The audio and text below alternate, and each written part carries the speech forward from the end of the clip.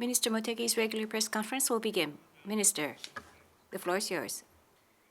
Today, there's nothing for me to report to you, so those of you who have questions, please raise your hand. Those of you who have questions, please raise your hand. When your name is called, please proceed to the closest microphone, identify yourself and your affiliation, and then proceed to your question. Mr. Agafonov of TASS Russian News Agency.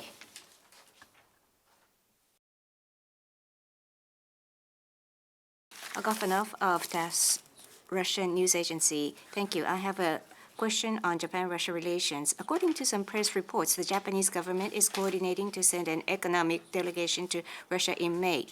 Chief Cabinet Secretary Kihara said that it's not based on facts. But including such possibility, what's the view of the government on future Japan-Russia relations, including economic cooperation in such areas as energy? Thank you. It's the first time we meet. But regarding the press report that Japan is planning to send an economic delegation to Russia, no, those reports are not based on facts. Regarding cooperation in the economic field, with Russia's aggression of Ukraine, the Russo-Japanese relations continue to be in severe state.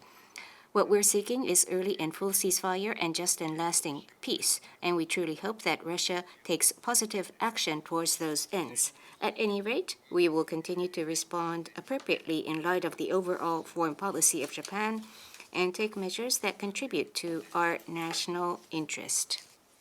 Thank you. Next question, please. Kyodo News, Onda-san, please. Onda, Kyodo News, thank you. I have a question regarding Iran situation. The President Trump said that he's going to bring the operation against Iran to a swift conclusion yesterday, but Iran has declared that it will continue fighting, and the outlook is uncertain. How do you assess this speech, and also how do you intend to toward an early de-escalation of the situation? And also, could you explain the talk about the online yesterday? Yes, for 20 minutes from 10 p.m. Japan time yesterday, President Trump gave a speech. In his speech, he explained the purpose of U.S. action this time, and also where they stand, and also future prospect. The explanation was given in his speech.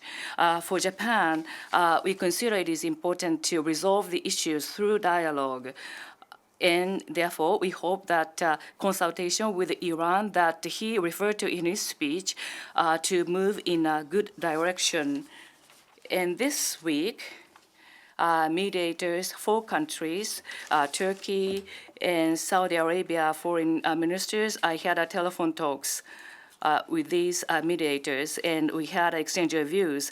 We continue to have such a mediation effort, and also we concurred on the continued cooperation between Japan and them. And also the tense situation is continuing now. What is most important now, as we have been saying repeatedly, to work toward the early de-escalation of the situation. From that perspective, we have been communicating with the countries concerned to achieve this goal, and we would like to continue that. Last night, regarding the online foreign ministers meeting on the Hormuz Strait, there are about 40 countries participating. From my part, I talked about the importance of the early de-escalation of the situation. I emphasize once again. And also, I explained the Japanese proposal for ensuring the safety of all vessels and crew currently retained in the Persian Gulf, including those of Japan. And the IMO has decided to establish the safe maritime corridors. And that decision has been taken by the IMO. I explained that to the meeting, and I called for cooperation from each country. And also, the participants from each country and international organizations explained their respective efforts.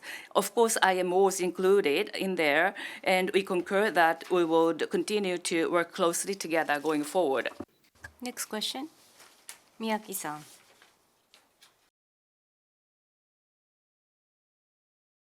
Asahi Shimbun, Miyawaki, thank you for this opportunity. This overlaps with what you've already mentioned, but Minister, You did a telephone conference with Saudi Arabia yesterday and with Turkey on Wednesday, and Prime Minister Takaichi in the Japan-U.S. summit said she will approach various countries and provide strong support. And she herself is talking with several leaders. What is the objective and significance of the government of Japan in engaging in such diplomatic efforts? From February 28th, when the attack commenced, more than 1 month have passed, and a severe situation continues. And as I have repeatedly asserted, what's most important at the moment is seek early de-escalation of the situation. And from such perspective, the government of Japan is engaging in communication with the relevant countries. And since the commencement of the situation, I personally have had talks with G7 countries and Gulf states. It's only Bahrain. Other than Bahrain, I've talked with all Gulf states, as well as the parties of the conflicts. I visited the United States and Israel, Iran. I had 2 talks with Foreign Minister Araguchi of Iran. And earlier this week, I've had telephone conversations with Turkey, Kuwait, and other countries. And yesterday, I had a telephone call with Foreign Minister Prince Faisal, who is an intermediator, and he participated in the Islamabad meeting himself. So we had a telephone call, and we concurred to work closely together toward the early escalation of the situation and shared our views on the importance of ensuring the safety of the navigation in the Strait of Hormuz, including from the perspective of stable energy supply. Saudi Arabia, from the east to west, they are trying to offer a route using the Red Sea through its pipeline for transport of crude. So Bab el-Mandeb Strait and the safety of navigation in the strait is very important, and we concurred on the importance of securing those routes. Further, as I already mentioned, I attended the online foreign ministers meeting on the Strait of Hormuz hosted by the UK, and there we confirmed the partnership between our countries.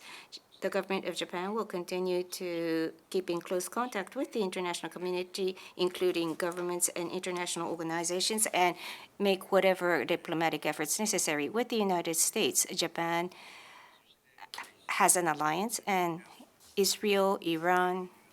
For many years, we have maintained relationship with those countries, and including in the field of energy with Gulf states, we have very deep bonds. And therefore,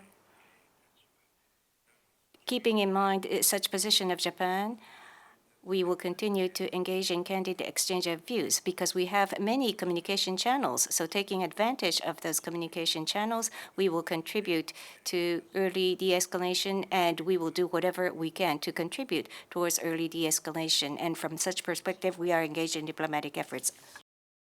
Any other questions? If not, this concludes the press conference. Thank you very much.